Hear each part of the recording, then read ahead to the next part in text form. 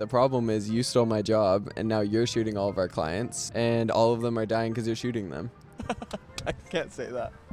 I'm just kidding. Shooting them with cameras. Someone's gonna like listening to people eat, even though that's so weird. And you hear him crunching? Is that Yeah. what he does? Okay. Or they're like, hey guys. You've just like grabbed buckets of paint and you just keep like dumping them on it and we're like, I guess this is art. I don't know what that means. It's up to the interpreter. Yeah. Hey guys, what's up? Been a while. Basically, Riley is now on our team as a creative director. Whee! And as you can tell, she's 21. Just kidding. Yeah, but we brought her on because we desperately needed someone to take hold of our clients by their heads and help them get ideas. So that's where Riley came in. And I think this is a really good time for Riley to share a little bit about herself and who she is. Yeah.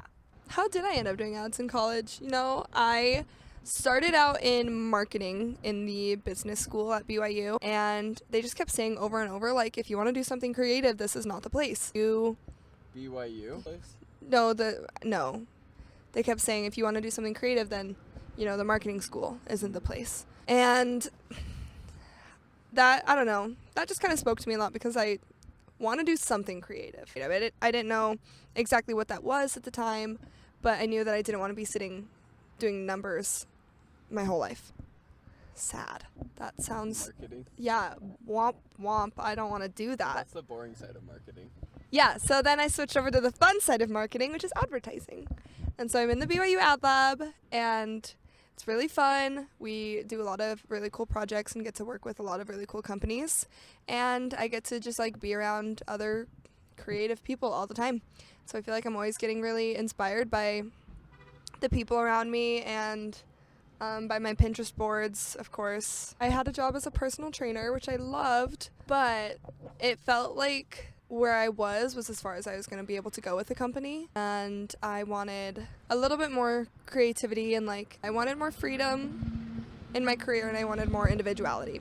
I felt like I kind of was just a product of whatever they were making me to be, and it was obvious that I wasn't fitting into that. So I had been looking on Indeed for a long time and like... Really? Well, probably like 2 months at that point, 3 months, because I had been wanting a new job, but I hadn't like been ready to commit to quitting yet. And I was really excited about like hearing about what Focus was and the role that was open, and felt like it would be such a cool time to put pen to paper about everything that I've learned and actually get to execute on creative things that I've been wanting to do for a really long time. So I felt really excited about that opportunity and applied. Didn't think I was going to get it, but I had been through so many interviews at that point but that I was just like, How do you really? whatever, I'll apply. Okay, not like a million, because most people so long to find most a job people on like Indeed. weren't even texting me back. I hate Indeed. But it worked, so it's okay. And now I have a really cool job, and I get to like brag about it at school a little bit because it's like kind of the type of job that everybody in my program is like wanting to have. And I feel a little bit, I know, it's like a big title. I feel a little bit special. But yeah, the rest is history. Yeah. Now I'm here, Yeah. and it's so fun. So Except for when Cole asked me to hang out at Starbucks every day. I hate working from home all the time. I like working from home like 50% of the time, and then the rest of the time I want to not be at home. But the problem is you stole my job and now you're shooting all of our clients and all of them are dying because you're shooting them. I can't say that. I'm just kidding. Shooting them with cameras, but I think it's hard sometimes working from home, and yeah, that's why I'm like, hey, can we meet up consistently, because I like bouncing ideas, and even if we have nothing to go over specifically, it just makes the job more fun. So yeah, that's the limit apparently.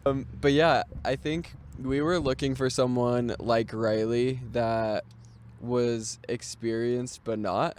But the thing about Riley is she's very like high energy and really creative, and there's a lot of people that are very creative but not high energy, or high energy but not creative.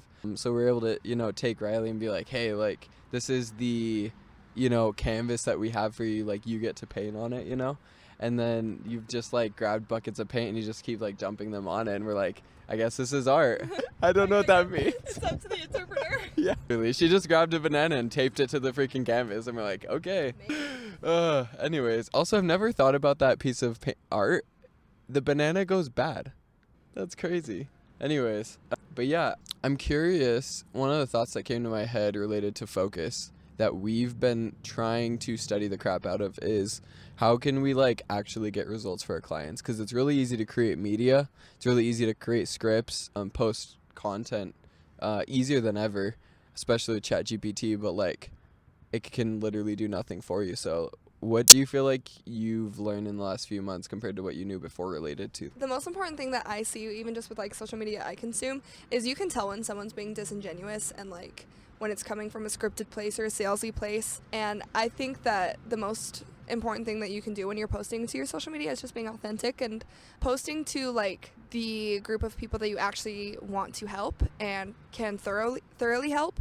Because if you're just posting all this random crap, like it's not going to create a strong, loyal follower base. It's just, you know, oh, hey, this person saw one thing one time and then they followed me for a little bit 2 weeks later because all of a sudden I'm posting something else. Like, it all has to be consistent. Your whole Instagram, all of your social media has to be consistent with your branding, whether that's personal or professional. It just has to be consistent and authentic. Because like I said, if you're posting something that's super salesy, people are going to be able to tell. And they want to see something different. They don't want to see, like, the corporate, like, hello, I sound like I'm writing an email to you. Like, they want to see someone that's kind of weird, you know?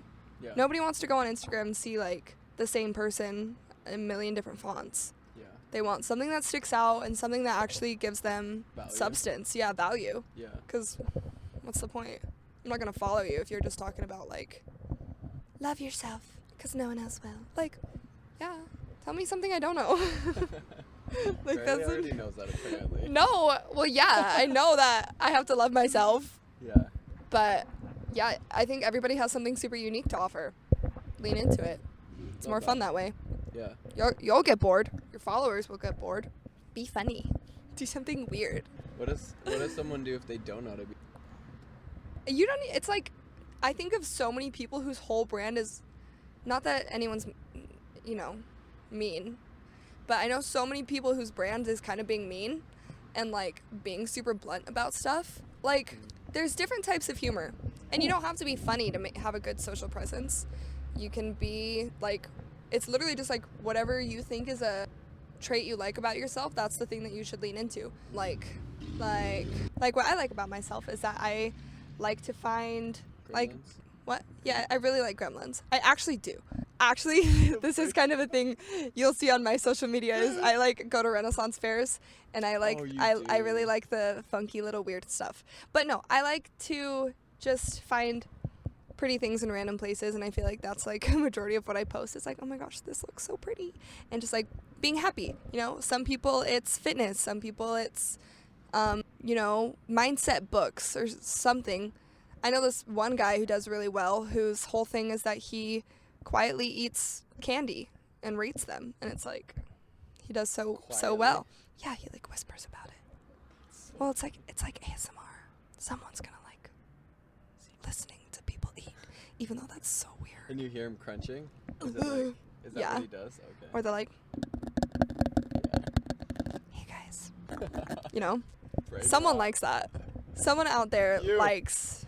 No, I don't. You consume it. Yeah, but I don't like it. I'm not happy about it. It's so funny. Someone out there likes the thing that you have to offer. It's like you have something very unique, and there's a group of people out there that want that unique. They want real life. Yeah, I agree, and I think being able to not just post consistently, but just start in the first place. I feel like most people's problem is they just never start. Yeah. And your excuse can't be that you don't have time, because that just means you're probably arranging your time in a poor fashion, you know? And there's always, you know, ideally you're in a position, especially as a business, where you can help other people. But yeah, given what this YouTube video is, our goal for this year is to hit, you know, $1 million in revenue. Like, I think we can absolutely do that. We have the team for it, and the Utah market could totally sustain us. What do you think it is going to take, or in what way are we on the right track to be able to hit $1 million in revenue. Well, I think, like you said, a lot of people don't have time to be starting social media, or they feel like they don't have time to start social media or start making content. And I think that's a really fun place that Focus can step in. Is, yeah, like most of the time you're still there filming the content, but you know, everything else gets taken off your plate. So you get all this time freed up, and we live in a world where, like, the first thing people do when they consider working with you is they look up your socials, you know? And so it's like, if you don't get started on building up that brand, then you're going to fall behind. Focus has the unique ability to help businesses of all types to create that brand for themselves and to help them with their content so that they have more time to focus on other things like getting more leads and helping with client support and doing all the other things that they need to be focusing on, because social media is just like another thing that gets added on to the busyness of our world. And that's one more thing that we can take off of our clients' hands and free up a little bit more time for them. I think that that's a really valuable offer for a lot of businesses. Yeah, I love that.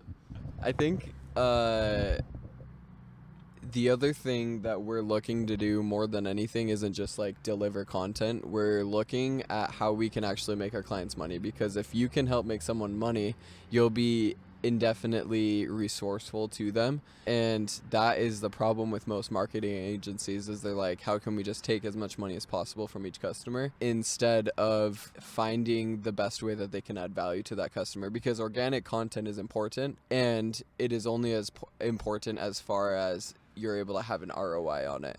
And there isn't always a direct ROI on all organic content, but there are ways to become more creative, kind of like Duolingo. You've seen their content, right? Their content's crazy, and it's because they put a lot of thought into it. And I think there's definitely ways to do that to elevate your brand. And if you're not being creative with your organic content, I'd honestly say it's a waste of time. Do you agree? Yeah. Yeah? Yeah, I would definitely agree. Yeah, I think what a lot of people struggle with is coming up with the ideas is really hard now, because everything's been done. Yeah. And you always feel like you're copying someone. But that's just not the case. Like, we see just so much content all day. Like, everywhere you look, it's just content, ads, social media. Look at this PowerPoint. Like, you're just looking at screens all day. And if everybody follows the same format of, like, hey, here's how to go viral, that's going to stop working. And so if you're not, like you said, being creative and coming up with new ideas, you're just going to, like, fall flat every single time. You have to do something different, and you have to try new things, and you have to branch out and be brave. And it feels really scary, but if Duolingo can post a shirtless owl, then you can do anything, you know? And it works. Post a shirtless man. A lot of people do that. A lot of people do that, and yeah, that's a tactic.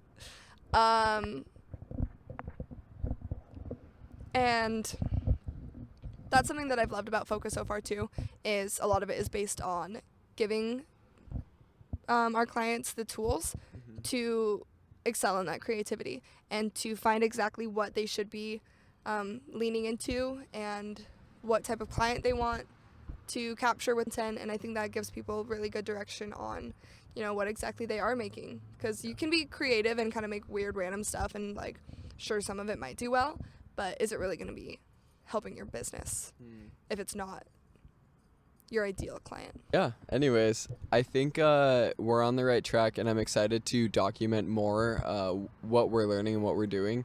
As of the last week, we're making a really major pivot to Focus. Probably anyone connected to Focus super directly isn't going to see this, but we're making a really big pivot in the direction that we're heading the agency, because we need our ideal client to be able to get results, and that's our biggest goal. And we don't want to be providing services that don't actually provide results. So it's gonna be really sick. Yeah. And Riley's gonna be on here a lot more making content with me, so it's gonna be fun. Get used to it.